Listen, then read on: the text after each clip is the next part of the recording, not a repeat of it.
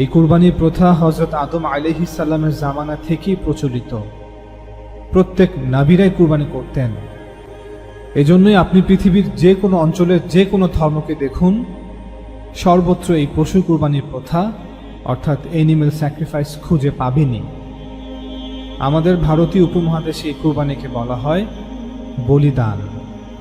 একইভাবে প্রত্যেক ধর্মের আনুষ্ঠানিক উপাসনাতে অর্থাৎ সিজদা, রুকু, দণ্ডায়মান থাকা, উপাসনালয় প্রদক্ষিণ করা, না খেয়ে রোজা রাখা, এই ইবাদতগুলো খুঁজে পাবেনি। তবে যখন কোনো অঞ্চলের কোনো জাতির কাছে প্রেরিত নবীর ইন্তেকাল হয়ে যায়, অতঃপর কয়েক প্রজন্মের মধ্যেই তাদের বিশ্বাসের মতো তাদের উপাসনাতে এবং সেই উপাসনার দর্শনেও বিকৃতি ঘটে।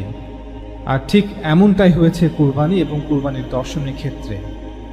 কুরবানির দর্শন বিকৃত হতে হতে একসময় মানুষ হিউম্যান স্যাক্রিফাইস অর্থাৎ মানব বলিদান করতেও শুরু করে এবং মনে করে যে পশু কুরবানি করলে ঈশ্বর দেবদেবীরা খুশি হয়, আর যদি মানব কুরবানি করা হয় তবে তারা আরও বেশি খুশি হবে। ফলে আমাদের সকল চাওয়া পাওয়া, বিপদ আপদ হতে রক্ষা মিলবে।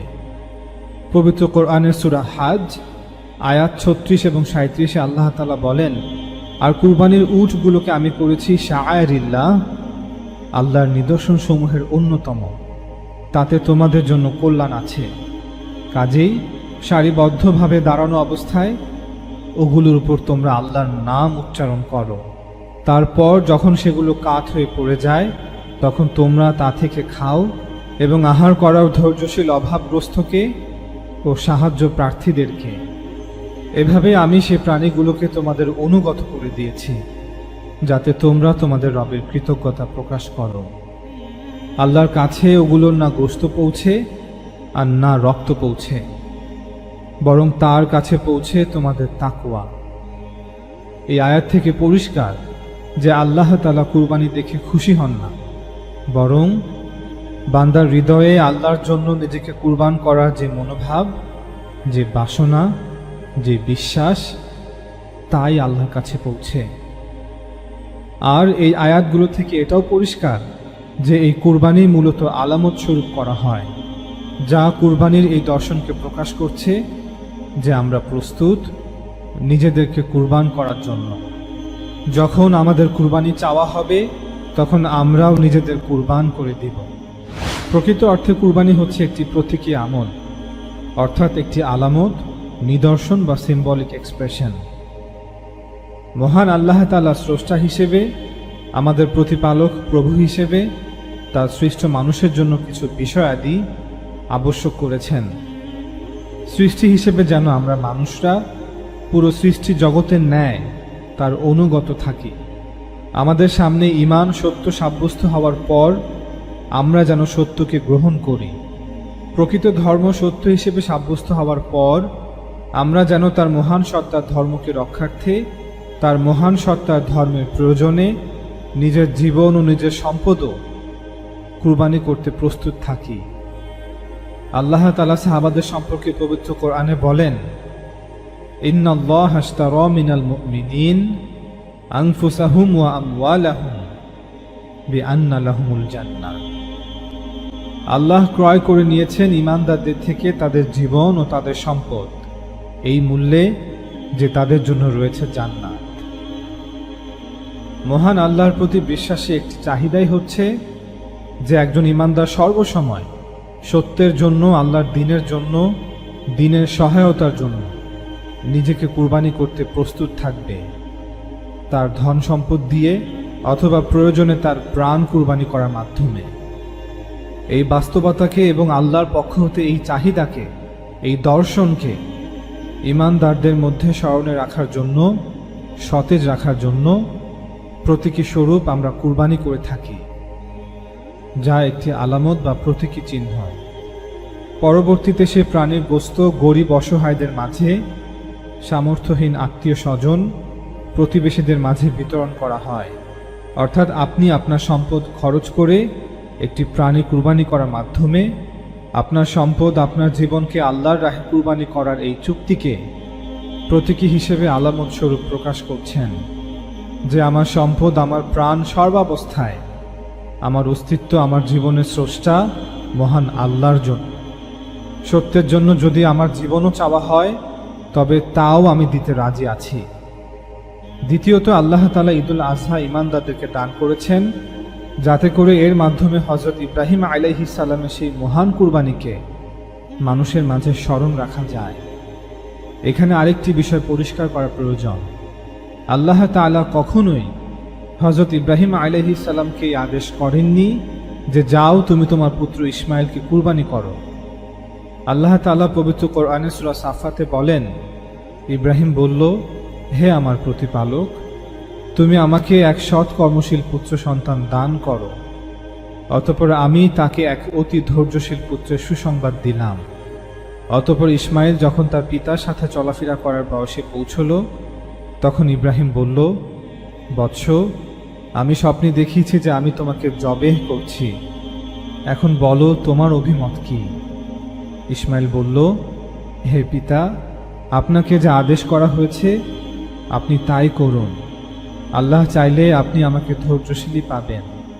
দুজনেই যখন আনুগত্যে মাথা নুয়ে দিল আর ইব্রাহিম তাকে উপর করে শুয়ে দিল, তখন আমি তাকে ডাক দিলাম, হে ইব্রাহিম, তুমি তো স্বপ্নকে সত্যে পরিণত করেই ছাড়লে। এই আয়াত থেকে পরিষ্কার যে আল্লাহ তাআলা ইব্রাহিম আলাইহিস সালামকে কুরবানির আদেশ করেননি, বরং ইব্রাহিম আলাইহিস সালাম তার দেখা স্বপ্নের আক্ষরিক ব্যাখ্যা করেছেন। তিনি আলাইহিস সালাম মনে করেছেন যে হয়তো আল্লাহ আমাকে আদেশ করছেন যেন আমি আমার পুত্র ইসমাইলকে এইভাবেই স্বপ্ন অনুযায়ী জবেহ করি। এজন্যই পরবর্তীতে আল্লাহ তাআলা জিবরাইল আলাইহিস সালামকে ওহীসহ পাঠিয়ে জানান, হে ইব্রাহিম, তুমি তো তোমার দেখা স্বপ্নকে আক্ষরিক অর্থেই বাস্তবায়ন করে ছাড়লে, অথচ এই স্বপ্ন ছিল আলামত স্বরূপ। এই স্বপ্নের অর্থ তা নয় যা তুমি বুঝেছ। প্রকৃত অর্থে স্বপ্নের অর্থ ছিল যে আল্লাহ চাচ্ছেন তুমি যেন তোমার এই পুত্রকে আল্লাহর রাহে কুরবান করো। তাকে আল্লাহ বাছাই করেছেন তুমি যেন তোমার এই পুত্রকে ত্যাগ করো। সে এই বাক্কা বা মাক্কা প্রান্তরেই বসবাস করবে এবং এই অঞ্চলে মানুষকে আল্লাহর দিকে আহ্বান করবে। আল্লাহ তাকে নবুয়ত দান করবেন এবং তার মাধ্যমে এই ভূমিকে আবাদ করবেন। এখানে একত্ববাদের মার্কাজ প্রতিষ্ঠিত করবেন। অতএব তোমার এই পুত্র সন্তানকে কেনান হতে বহু দূর এই ভূমিতে এখানে আবাদ করতে হবে। এটাই হচ্ছে তোমার দেখা স্বপ্নের ব্যাখ্যা। এরপর আল্লাহ তাআলা বলেন, তার এই মহান কুরবানির কারণে তাকে পরবর্তীতে সুসংবাদ দিয়েছিলাম আরেকটি পুত্র সন্তানের, অর্থাৎ ইসহাকের, যে ছিল সৎকর্মশীল বান্দাদের অন্তর্ভুক্ত একজন নবী।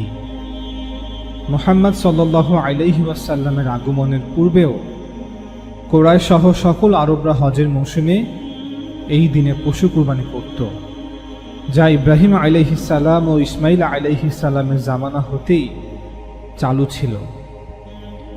ইসমাইল আলাইহিস সালাম প্রতি বছর হজের সময় এই দিনে কুরবানি করতেন, যেই প্রথা আল্লাহ রাসূল সাল্লাল্লাহু আলাইহি ওয়াসাল্লামও জারি রেখেছেন তার সুন্নাহর মাধ্যমে। ইব্রাহিম আলাইহিস সালামের ছোট পুত্র ইসহাক আলাইহিস সালামের সন্তানরা অর্থাৎ বানি ইসরায়েলরাও কুরবানি করত। এই সম্পর্কে তাওরাত, তানাখ এবং মিশনাতে বিস্তারিতভাবে আলোচনা করা হয়েছে। এবং সবচেয়ে বড় কথা হচ্ছে, এই কুরবানির প্রথা হযরত আদম আলাইহিস সালামের জামানা থেকেই প্রচলিত। প্রত্যেক নবীরাই কুরবানি করতেন। এজন্যই আপনি পৃথিবীর যে কোনো অঞ্চলের যে কোনো ধর্মকে দেখুন, সর্বত্র এই পশু কুরবানির প্রথা অর্থাৎ অ্যানিম্যাল স্যাক্রিফাইস খুঁজে পাবেনই। আমাদের ভারতীয় উপমহাদেশে এই কুরবানিকে বলা হয় বলিদান। একইভাবে প্রত্যেক ধর্মের আনুষ্ঠানিক উপাসনাতে অর্থাৎ সিজদা, রুকু, দণ্ডায়মান থাকা, উপাসনালয় প্রদক্ষিণ করা, না খেয়ে রোজা রাখা, এই ইবাদতগুলো খুঁজে পাবেনি। তবে যখন কোনো অঞ্চলের কোনো জাতির কাছে প্রেরিত নবীর ইন্তেকাল হয়ে যায়, অতঃপর কয়েক প্রজন্মের মধ্যেই তাদের বিশ্বাসের মতো তাদের উপাসনাতে এবং সেই উপাসনার দর্শনেও বিকৃতি ঘটে। আর ঠিক এমনটাই হয়েছে কুরবানি এবং কুরবানির দর্শনের ক্ষেত্রে। কুরবানির দর্শন বিকৃত হতে হতে একসময় মানুষ হিউম্যান স্যাক্রিফাইস অর্থাৎ মানব বলিদান করতেও শুরু করে এবং মনে করে যে পশু কুরবানি করলে ঈশ্বর দেবদেবীরা খুশি হয়, আর যদি মানব কুরবানি করা হয় তবে তারা আরো বেশি খুশি হবে। ফলে আমাদের সকল চাওয়া পাওয়া বিপদ আপদ হতে রক্ষা মিলবে। পবিত্র কোরআনের সূরা হজ আয়াত 36 এবং 37 আল্লাহ তাআলা বলেন, আর কুরবানির উটগুলোকে আমি করেছি শাআইরিল্লাহ, আল্লাহর নিদর্শন সমূহের অন্যতম, তাতে তোমাদের জন্য কল্যাণ আছে। কাজেই সারিবদ্ধভাবে দাঁড়ানো অবস্থায় ওগুলোর উপর তোমরা আল্লাহর নাম উচ্চারণ করো। তারপর যখন সেগুলো কাত হয়ে পড়ে যায় তখন তোমরা তা থেকে খাও এবং আহার করার ধৈর্যশীল অভাবগ্রস্তকে ও সাহায্য প্রার্থীদেরকে। এভাবে আমি সে প্রাণীগুলোকে তোমাদের অনুগত করে দিয়েছি যাতে তোমরা তোমাদের রবের কৃতজ্ঞতা প্রকাশ করো। আল্লাহর কাছে ওগুলোর না গোশত পৌঁছে আর না রক্ত পৌঁছে, বরং তার কাছে পৌঁছে তোমাদের তাকওয়া। এই আয়াত থেকে পরিষ্কার যে আল্লাহ তাআলা কুরবানি দেখে খুশি হন না, বরং বান্দার হৃদয়ে আল্লাহর জন্য নিজেকে কুরবান করার যে মনোভাব, যে বাসনা, যে বিশ্বাস, তাই আল্লাহর কাছে পৌঁছে।